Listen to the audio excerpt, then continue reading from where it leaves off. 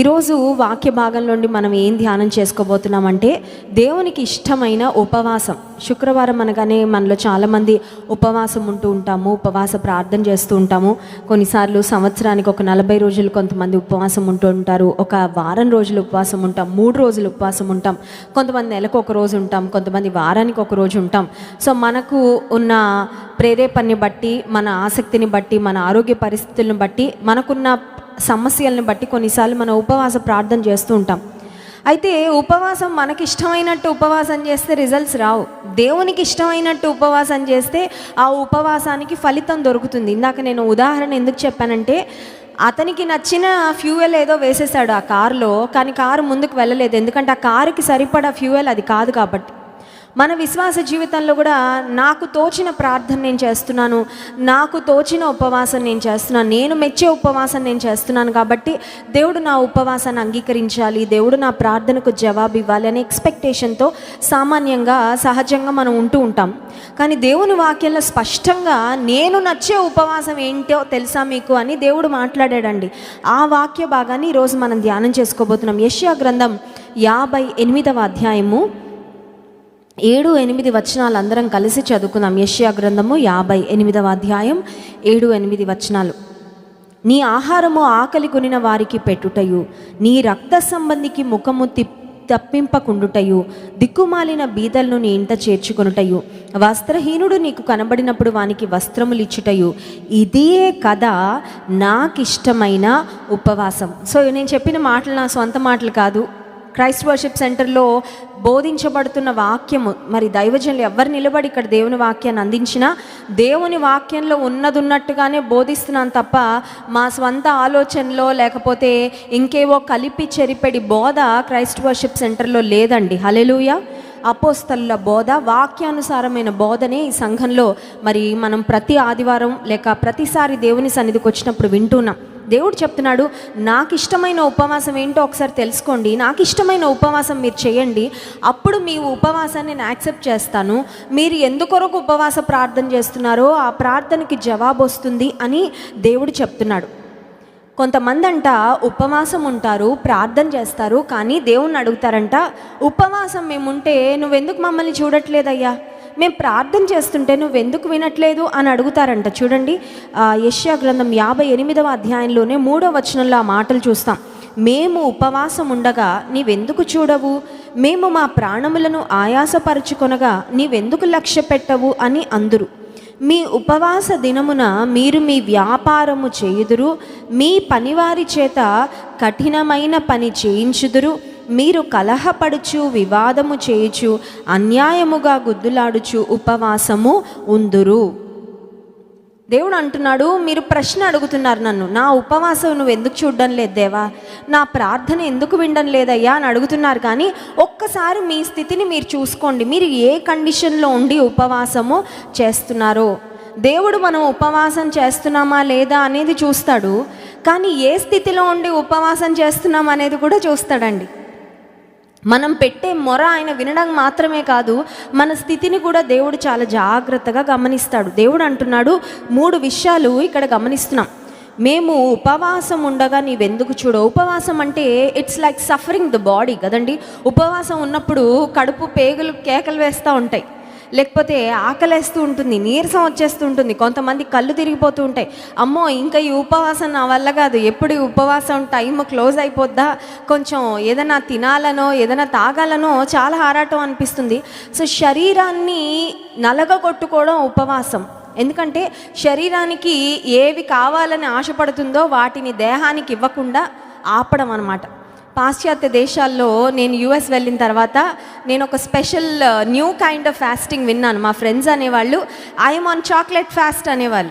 మనకి ఇండియాలో అన్ని రకాల భోజనాలు ఫాస్టింగ్ తెలిసే తప్ప ఒక పర్టిక్యులర్ భోజనం ఇది ఒక్కటే ఫాస్టింగ్ చేస్తాం అనేది నేను అప్పటి వరకు వినలేదు. నేను వెళ్ళిన తర్వాత మా ఫ్రెండ్స్ ఈ మాటలు చెప్తూ ఉండేవాళ్ళు. ఏంటంటే చాక్లెట్ ఫాస్టింగ్ అంట, షుగర్ ఫాస్టింగ్ అంట. షుగర్ ఫాస్టింగ్ అంటే ఏంటంటే షుగర్ దేనిలో కలుపుకోరు అనమాట, షుగర్ ఎందులోనా కలిసి ఉంటే ఇంకా తినరు అనమాట. అలాంటి ఫాస్టింగ్, స్వీట్స్ మానేయడం, కేక్లు మానేయడం, చాక్లెట్స్ మానేయడం, షుగర్ టీలో కానీ కాఫీలో కానీ ఇంకా ఏదైనా డ్రింక్స్లో షుగర్ ఉంటే వాటిని మానేస్తారు. సో దాన్ని ఏమనేవారంటే వాళ్ళు షుగర్ ఫాస్ట్ అనేవాళ్ళు. అంటే ఒక మాటలో చెప్పాలంటే కస్టమైజ్డ్ ఫాస్ట్ అనమాట. నాకు ఏది ఉపవాసం ఉండాలనిపిస్తే నేను దాన్ని మానుకోవడం, అది మనం మెచ్చే ఉపవాసం. కానీ దేవుడు అంటున్నాడు, మీరు మెచ్చే ఉపవాసం కాదు, నేను నచ్చే ఉపవాసం మీరు చేయండి. దేవుడు నచ్చే ఉపవాసం చేయాలంటే దేవుడు మనం ఏ స్థితిలో ఉండి ఉపవాసం చేస్తున్నామో కూడా చూస్తున్నాడు. ఏదో కేవలం కడుపు కట్టుకొని ఉపవాసం చేస్తున్నామన్నది ఒక్కటే దేవుడు కండిషన్గా తీసుకొని ముందుకు వెళ్ళడం లేదు. అయ్యో నా బిడ్డలు పాప ఒక పూట భోజనం మానేసరే, ఒక రోజు భోజనం మానేసరే, బక్క చిక్కిపోతున్నారే, నీరస పడిపోతున్నారే అనేది ఒక్కటే దేవుడు చూడడం లేదు. కానీ దేవుడు ఇంకా కొన్ని విషయాలు కూడా గమనిస్తున్నాడంట. ఉపవాసం ఉన్నప్పుడు మనం సమయాన్ని ఎలా గడుపుతున్నాం? చాలామంది ఫోన్ చేసి అడుగుతుంటారు, అక్క ఉపవాసం ఉన్నప్పుడు ఏం చేయాలి, ఏం చేయకూడదు, ఎంతసేపు ఉండాలి ఉపవాసం, ఏం తినాలి, ఏం తినకూడదు, వాటర్ తాగచ్చా, లేకపోతే డ్రింక్స్ ఏమైనా తాగచ్చా, జ్యూస్ తాగచ్చా, ఇలా చాలా టూ మెనీ క్వశ్చన్స్, చాలా ప్రశ్నలు అడుగుతూ ఉంటారు. ఇక్కడ దేవుడు అంటున్న మాట ఏంటంటే, ఉపవాస దినమున మీరు కొన్ని పనులు చేస్తున్నారు, నాకు అవి నచ్చడం లేదు. ఉపవాసం ఏమో నా కోసం ఉంటున్నారు, నా ఎదుట ఉంటున్నారు. ఉపవాసం అనేది మీ కడుపుకు పెడుతున్నారు, నోటికి పెడుతున్నారు, కానీ మీ టైం అంతా మీ వ్యాపారాల్లో గడిపేస్తున్నారు. అర్థమవుతుందండి? ఇక్కడ 3వ వచనం మధ్య భాగంలో మీ ఉపవాస దినమున మీరు మీ వ్యాపారము చేయరు. అంటే as usual you are spending time on your work and on your business. మీ వ్యాపారము, మీ పనులు అవన్నీ మామూలుగానే చేసుకుంటా కడుపు ఒక్కటే మీరు కాలుస్తున్నారు. అంటే సింపుల్గా చెప్పాలంటే it's only a diet but it's not a fast. అర్థమవుతుందండి? ఉపవాసం ఉండి ప్రార్థన చేయకుండా, దేవునితో ఎక్కువ సమయం గడపకుండా కేవలం భోజనమే మానేస్తే అది డైటింగ్ అవుతుంది తప్ప అది ఫాస్టింగ్ అవ్వదు. అర్థమవుతుందా? కొంతమంది అనుకుంటారు డైటింగ్ ఫాస్టింగ్ అన్నీ కలిపి వచ్చేస్తాయి కాబట్టి అన్నీ కలిపి కొట్టేద్దామని. అటు దేవుడికి ఏమో ఫాస్టింగ్, ఇటు నా బాడీకి ఏమో డైటింగ్, కొంచెం బరువు తగ్గచ్చు, కొంచెం ఆరోగ్యంగా తయారవ్వచ్చు అనుకుంటారు. ఫాస్టింగ్ చేసినప్పుడు దేవుడు కోరుకునేది ఏంటంటే you have to spend more time with the lord. కొంత సమయము దేవుని కొరకు ప్రతిష్ఠించుకోవాలి అంతే. దిస్ టైం, ఈ ఇంతసేపు ఒక 2 గంటలు 3 గంటలు, ఈ గంట సేపు ఇంకా నేను దేని జోలికి వెళ్ళను, నా ఫోన్ జోలికి వెళ్ళను, టీవీ జోలికి వెళ్ళను, స్నేహితులతో మాట్లాడను, కుటుంబీకులతో మాట్లాడను, నా ప్రభువు నేను. సో దేవుని కొరకు సమయాన్ని కూడా ప్రతిష్ఠించుకోవాలి. భోజనం ఒక్కటే మానేసి నేను ఉపవాసం చేస్తున్నానంటే ఆ ఉపవాసాన్ని దేవుడు అంగీకరించి. శుక్రవారం ప్రార్థనకి రమ్మని ఎందుకు చెప్తున్నాం? ఉపవాసమే ఉండి ఇంటి పనులన్నీ చేసుకుంటా ఉంటే అది ఉపవాసము అవ్వదు. ఉపవాస ప్రార్థన అంటేనే ఉపవాసము ప్లస్ ప్రార్థనను, ప్రార్థనలో కూడా సమయాన్ని గడపాలి. దేవుడు అంటున్నాడు, మీరు ఉపవాస దినమున మీ వ్యాపారము చేదురు. అంటే you are minding your own business. మీ పనులు మీరు చేసుకుంటున్నారు, నాతో ఇంకేం గడుపుతున్నారు సమయం? ఆ తర్వాత చూడండి, మీ పనివారి చేత కఠినమైన పని చేయించుదురు. కఠినమైన పని అంటే కఠినమైన హృదయం అని కూడా చెప్పుకోవచ్చు. చూడండి, పని చేయించవచ్చు, పని రకరకాలుగా చేయించవచ్చు. ఫర్ ఎగ్జాంపుల్, కొంతమందిని వారి యజమానులు కఠినంగా పని చేయించి వారిని ఇబ్బంది పెడతారు. పని చేయించుకోవద్దని చెప్పడం లేదు దేవుడు, లేకపోతే పని చేసేవారిని సోమరులుగా చేయమని కూడా దేవుడు చెప్పడం లేదు. ఎవరి పని వారు చేయాలి. పని చేయకపోతే భోజనం చేయకూడదని కూడా వాక్యంలో ఉంది. పనివారు ఉన్నప్పుడు, లేకపోతే మనం ఏదైనా ఒక ఆఫీస్లో పని చేస్తున్నప్పుడు మన పని మనం చేయాల్సిందే. ఎక్స్క్యూజ్ లేదు, తప్పించుకోవడానికి అవకాశం లేదు. కానీ ఇక్కడ దేవుడు అంటున్న మాట ఏంటంటే, మీ పనివారి చేత కఠినమైన పని చేయించదు. అంటే యూ విల్ స్ట్రెచ్ దెమ్. వాళ్ళు చేయగలిగిన దానికంటే ఎక్కువగా వాళ్ళు విసిగిపోయేలా, అలసిపోయేలా మీరు పని చేయిస్తారు. ఆ తర్వాత 4వ వచనంలో వెరీ వెరీ ఇంపార్టెంట్ థింగ్, మీరు కలహపడుచు, వివాదము చేయుచు, అన్యాయముగా గుద్దులాడుచు ఉపవాసము ఉందురు. మీ లోపల బోల్డ్ అంత పాపం పెట్టుకొని నేను కడుపు కట్టుకొని ఉపవాసం ఉంటున్నానంటే మీ ఉపవాసం నాకు ఇష్టమైనది కాదు. సింపుల్గా చెప్పాలంటే అన్రిజాల్వ్డ్ సిన్. దేవునికి నీకు మధ్యలో ఒక పాపం ఏదో పెట్టుకొని ఆయనకు ఇష్టం లేని పని నువ్వు చేస్తూ దేవునికి ఇష్టమైన ఉపవాసం చేస్తున్నాను అనుకుంటే నిన్ను నీవు మభ్య పెట్టుకుంటున్నావు తప్ప నువ్వు దేవునికి ఇష్టమైన ఉపవాసము చేయడం లేదు. మీలో కలహాలు ఉన్నాయి, వివాదాలు ఉన్నాయి, అన్యాయం ఉంది, ఇతరులని ఇబ్బంది పెడుతున్నావు, గాయపరుస్తున్నావు. అలాంటి బ్రతుకుతూ నువ్వు నాకు ఇష్టమైన ఉపవాసం చేస్తున్నానని నువ్వు అనుకుంటుంటే అది నీకు ఇష్టమైన ఉపవాసం కానీ నాకు ఇష్టమైన ఉపవాసము కాదు అని దేవుడు చెప్తున్నాడండి. సో శుక్రవారం దేవుని మందిరానికి వచ్చినప్పుడు మనం ఏం చేయాలి? ఉపవాసం ఉండి మాత్రమే మందిరానికి రావాలా? లేకపోతే కేవలం ఇక్కడ కాసేపు ప్రార్థన చేసుకొని వెళ్ళడానికే దేవుని సన్నిధికి రావాలంటే కాదు. దేవునికి మనకు మధ్యలో ఉన్న పాపాలను కూడా ఇక్కడ దేవుని సన్నిధిలో ఒప్పుకొని విడిచిపెట్టి ప్రార్థన చేస్తే మన ప్రార్థన దేవుడు అంగీకరిస్తాడు. చాలాసార్లు మనం ఎలా ఉంటామంటే, నేనైతే ఇలాగే ఉంటాను ప్రభా, నేను మాత్రం మారను, ప్రపంచంలో అందరినీ మార్చయ్య. అర్థమవుతుందండి? కొన్నిసార్లు మనలో ఎలాంటి వైఖరి ఉంటుందంటే, everybody in the world needs to change except me. నేనైతే పర్ఫెక్ట్, నేనైతే మారడానికి ఏమీ లేదండి. నా భార్య మారాలి, నా కొడుకు మారాలి, నా కూతురు మారాలి, మా పక్కింటోళ్ళు మారాలి, మా బంధువులు మారాలి, వాళ్ళు మారాలి, వీళ్ళు మారాలి, కానీ నేను మాత్రం మారడానికి అసలు ఏమీ లేదండి, ఎందుకంటే నేను పర్ఫెక్ట్ అన్నట్లు ఉంటుంది మన వ్యవహారం. కానీ దేవుడు అంటున్నాడు, ముందు నువ్వు మారు, ముందు నీ స్థితిగతులు ఒకసారి గమనించుకో. Look at the condition of your heart. నీలో ఉన్న పాపం ఏంటో ఒకసారి తెలుసుకో, నీలో ఉన్న లోటుపాట్లు ఏంటో తెలుసుకో. అవి సవరించుకొని అప్పుడు చేయి ఉపవాసం, అప్పుడు చేయి ప్రార్థన, అప్పుడు నీ ప్రార్థన నేను అంగీకరిస్తాను. పాపుల ప్రార్థన, పాపుల మొర దేవుడు వినడంట. ముందు పశ్చాత్తాపం, ముందు రిపెంటెన్స్, ముందు దేవుని సన్నిధిలో క్షమాపణ అడిగిన తర్వాత, తండ్రి నాకు ఇది కావాలని అడిగితే దేవుడు ఇస్తాడు, కానీ నా పాపాలన్నీ నేను ఇలాగే పెట్టుకుంటాను, నేను మాత్రం కొంచెం కూడా మారనయ్యా, కానీ నువ్వు నా ప్రార్థన మాత్రం అంగీకరించు, నన్ను ఆశీర్వదించు, నన్ను గొప్ప స్థితిలోకి తీసుకురా అంటే దేవుడు ఆ ప్రార్థన వినడు. సో 3 విషయాలు మనం గమనించాము. ఉపవాసం ఉన్నప్పుడు సొంత పనులన్నీ యథావిధిగా ప్రతిరోజు చేసుకున్నట్లే చేసుకుంటూ ప్రార్థనకు సమయాన్ని కేటాయించకుండా, దేవునితో సమయాన్ని మనం ప్రత్యేకపరచుకోకుండా ఉపవాసం ఉన్న దేవుడు ఆ ఉపవాసాన్ని అంగీకరించడు. రెండవదిగా, కఠినమైన హృదయంతో ఎవరి పట్లైనా మనం వ్యవహరిస్తూ ఉంటే కూడా దేవుడు అంగీకరించడు. మూడవదిగా ఏంటంటే, మన హృదయంలో, మన జీవితంలో రహస్యమైన పాపాలను మనం పెట్టుకొని, ఈ పాపాలన్నీ ఉన్నా కూడా నా ఉపవాసాన్ని, నా ప్రార్థన అంగీకరించు ప్రభు అంటే దేవుడు అంగీకరించడు అనే మాట దేవుని వాక్యం ద్వారా స్పష్టంగా మనం తెలుసుకుంటున్నాం. అయితే దేవునికి ఇష్టమైన ఉపవాసము ఏంటి? ఇవన్నీ ఉండకూడదు మనలో. ఉపవాసం ఉన్నప్పుడు ఇవన్నీ ఉండకూడదని, ఇప్పుడు ఉండకూడని విషయాలు చూసాము, ఉండవలసిన విషయాలు కూడా చూద్దాం. చూడండి, ఎక్కడికైనా మనం వెళ్తున్నప్పుడు కొన్ని వస్తువులేమో తీసేయాలి, కొన్ని వస్తువులేమో ఉంచుకోవాలి. ఫర్ ఎగ్జాంపుల్, ఫ్లైట్ ఎక్కేటప్పుడు కత్తిరలు, తర్వాత సిజర్స్, కత్తెర, సూది, ఇలాంటి షార్ప్ ఐటమ్స్, ఈ క్రాకర్స్, ఇలాంటివన్నీ క్యారీ చేయడానికి అవకాశం లేదండి. బాంబ్ రిలేటెడ్ మెటీరియల్ కానీ, గన్స్ కానీ, షార్ప్ ఐటమ్స్ ఏది అలౌ చేయరు. సరే అని అవన్నీ తీసేసి నా సూట్ కేసులో నా టికెట్, నా ఆధార్ కార్డు కూడా పెట్టుకోనంటే అవి ఉండాలి కంపల్సరీగా. అర్థమవుతుందండి? విశ్వాస జీవితంలో ఉపవాసం చేస్తున్నప్పుడు కొన్నేమో విడిచిపెట్టేయాలి, కానీ కొన్నిటినేమో కలిగి ఉండాలి. ఏం కలిగి ఉండాలో దేవుని వాక్యంలో నుండి స్పష్టంగా మనం చూస్తున్నాం. చూడండి, 7వ వచనం, 58వ అధ్యాయం యెషయా గ్రంథం 7వ వచనం. నీ ఆహారము ఆకలి గొనిన వారికి పెట్టుట. ఉపవాసం అంటే యూజువల్గా మనం చేసేది, మనం ఆహారం మానేస్తాం, we sacrifice food. ఇప్పుడు అది, ఆ ఆహారం యాక్చువల్గా అయితే మన కడుపులోకి వెళ్ళాలి.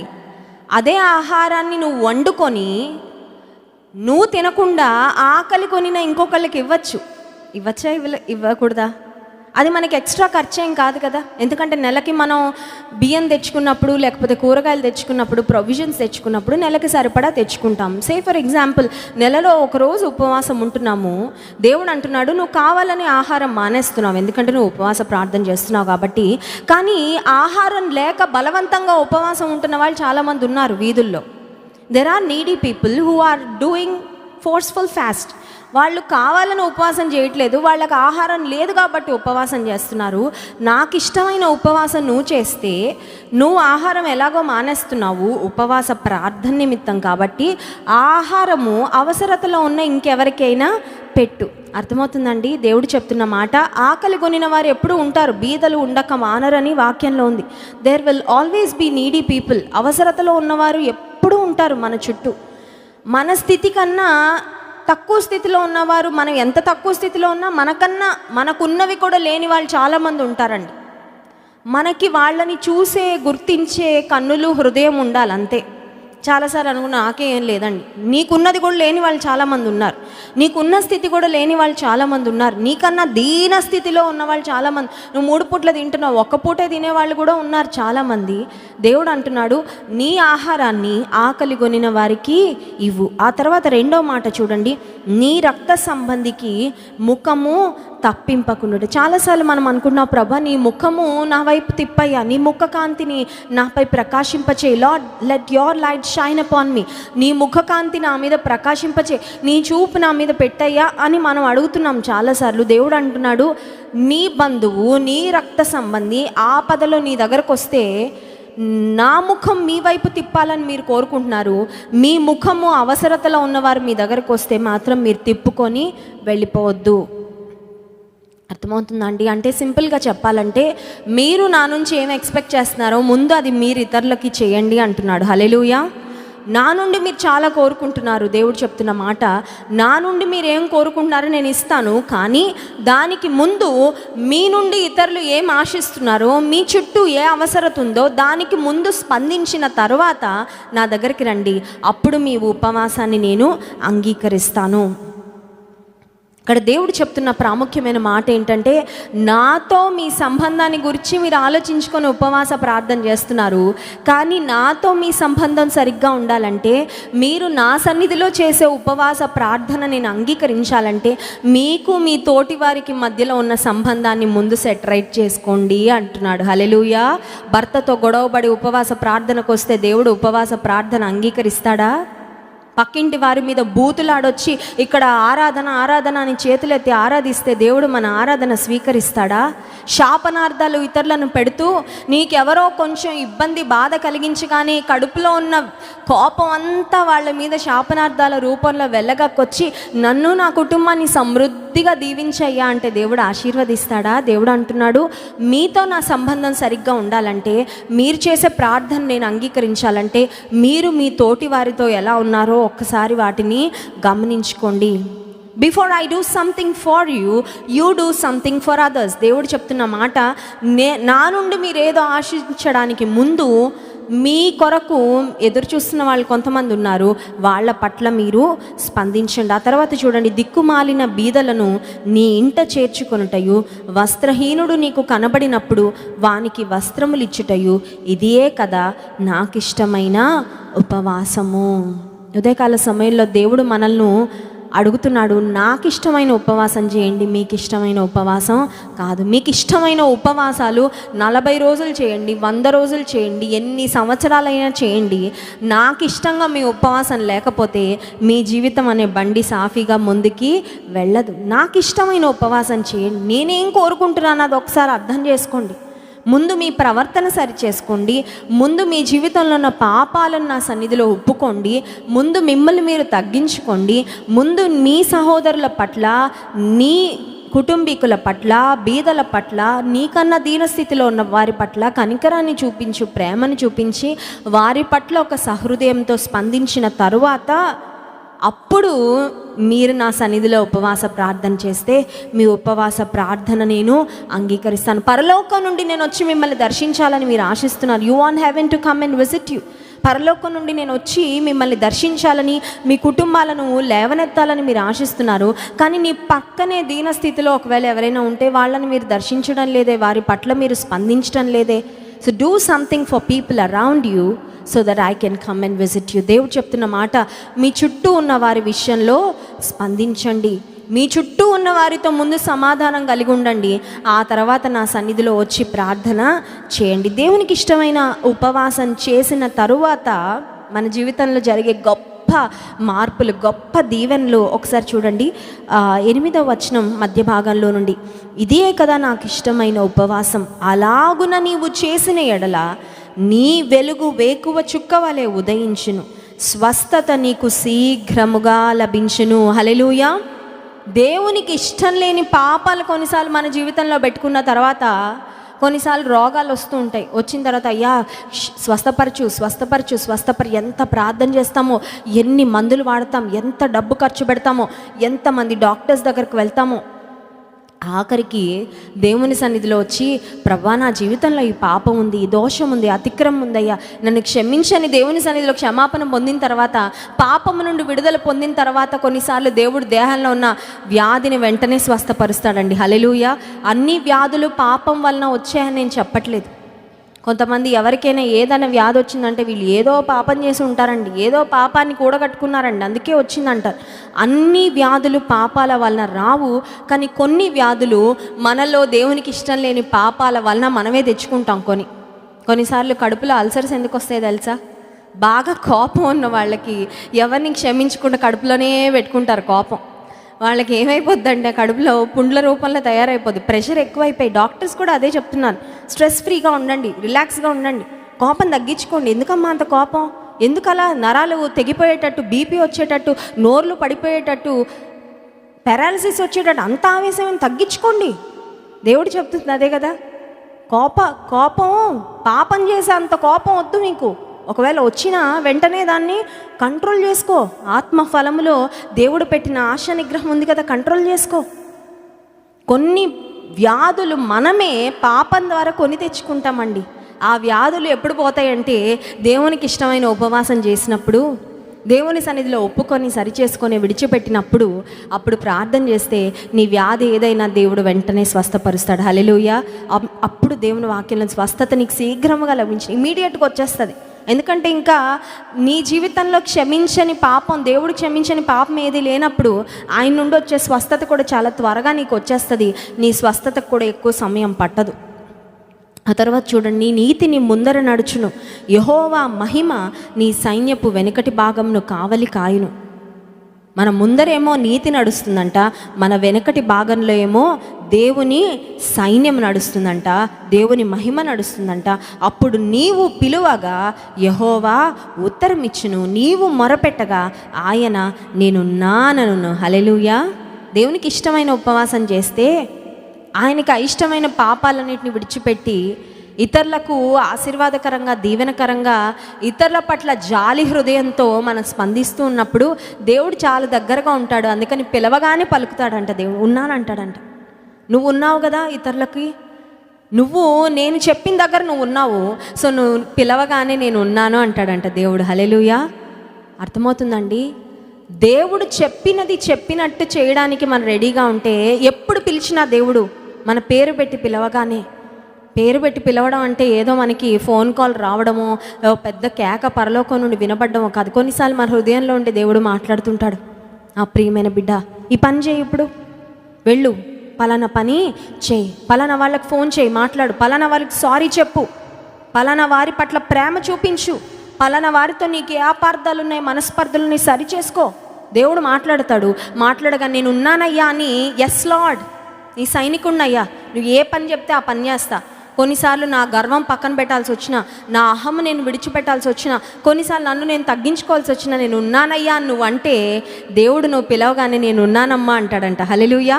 అర్థమవుతుందండి?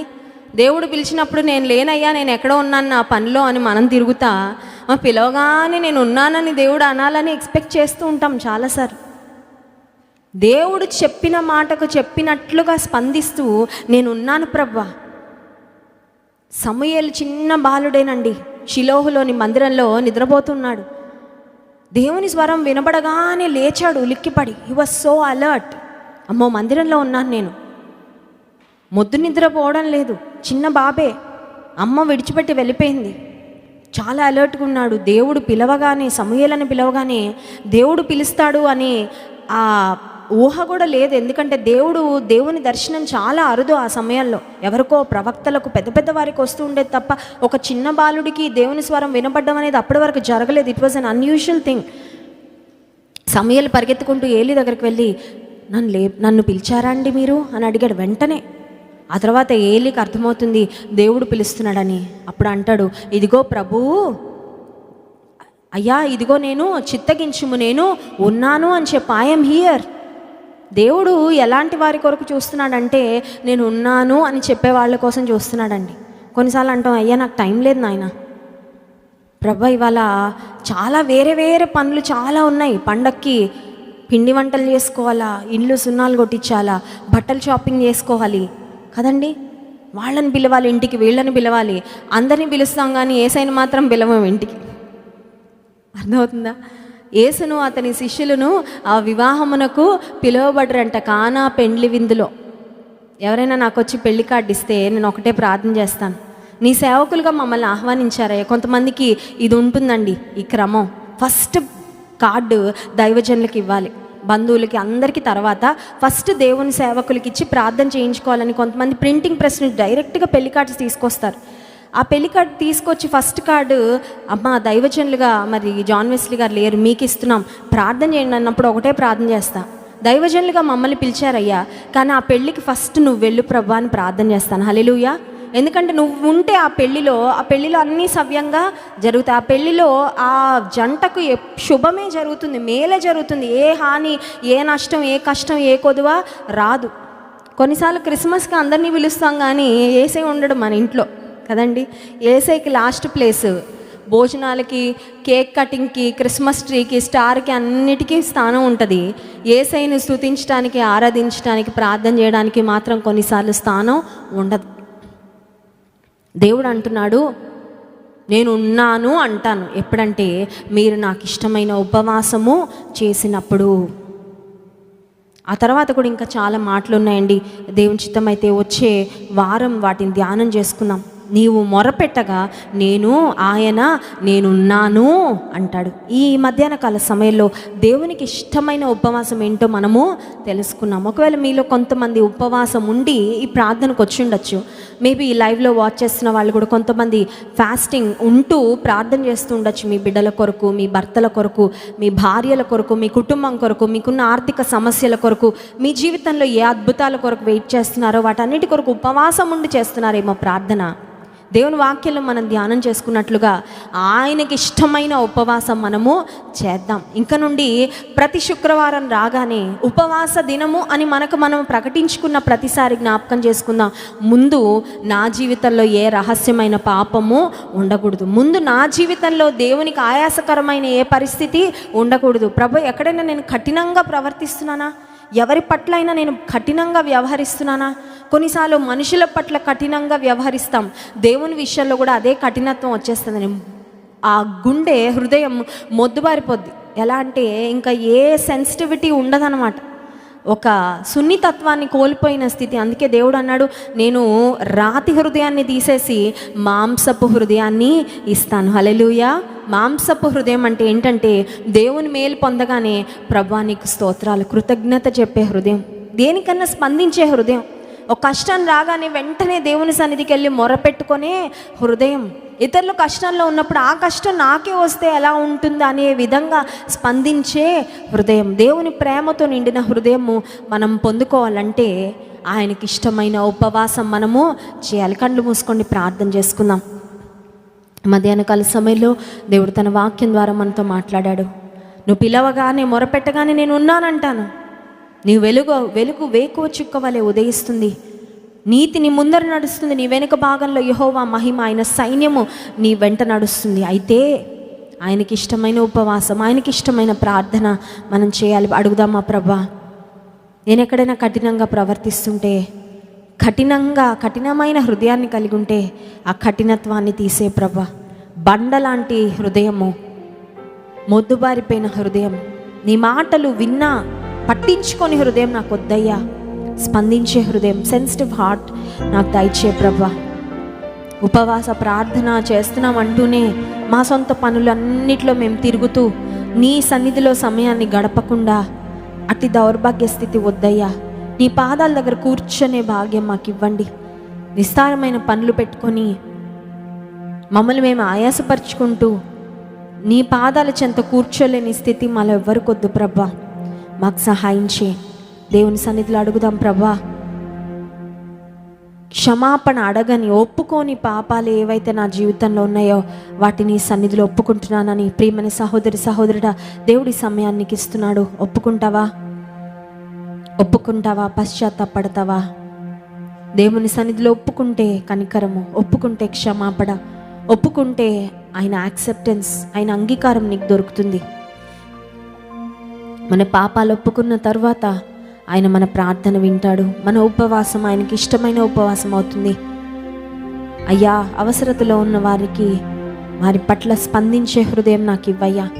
నాకేమున్నా నాకేం లేకపోయినా నాకన్న దీనస్థితిలో ఎప్పుడు ఎవరో ఒకళ్ళు ఉంటారయ్యా నా చుట్టూ. అవసరతలో ఉన్నవాళ్ళు, నాకున్నది కూడా లేని వాళ్ళు చాలామంది ఉంటారు ప్రభా. వారికి నీ ప్రేమను చూపించే హృదయాన్ని నాకు దయచేయని ప్రార్థన చేద్దాం. పరిశుద్ధుడా, మహోన్నతుడా, గొప్ప దేవానికి స్తోత్రాలు. మధ్యాహ్న కాల సమయంలో నీ వాక్యం ద్వారా మీరు మాతో మాట్లాడినందుకు వందనాలు. నీకు ఇష్టమైన ఉపవాసం మేము ఎలా చేయాలో స్పష్టంగా నీ వాక్యం ద్వారా మాతో మాట్లాడావు ప్రభా. మాలో పాపం ఉంచుకొని, మాలో కఠినమైన హృదయాన్ని ఉంచుకొని ఉపవాసం చేసినంత మాత్రాన మా ప్రార్థనను వినవని మా జ్ఞాపకం చేసావు ప్రభా. నిజమే నాయన, మా హృదయ స్థితి, మా పరిస్థితి నీ దృష్టిలో యథార్థముగా పరిశుద్ధముగా ఉండునట్లు సహాయం చేయ ప్రభా. మా ప్రతి పాపాన్ని సన్నిధిలో ఒప్పుకుంటున్నామయ్యా. నీకు ఆయాసకరమైన ప్రతి మార్గమును మాలో నుండి తొలగించండి ప్రభా. మమ్మల్ని క్షమించండి అయ్యా. మా పాపములు క్షమించండి, మా దోషములు క్షమించండి, మా అతిక్రమములు క్షమించండి. మా తోటి వారితో మేము సమాధానంగా ప్రేమ కలిగి ఉండడానికి సహాయం చేయండి. నీ సన్నిధిలో మేము చేసిన ప్రతి ప్రార్థన మీరు అంగీకరించి కార్యములు జరిగించమని నేను స్తుతించి ఆరాధించబోతుండగా ఆరాధన ఆత్మతో మమ్మల్ని నింపుమని ప్రార్థన చేస్తూ యేసు నామమున ప్రార్థిస్తున్నాం తండ్రి, ఆమేన్.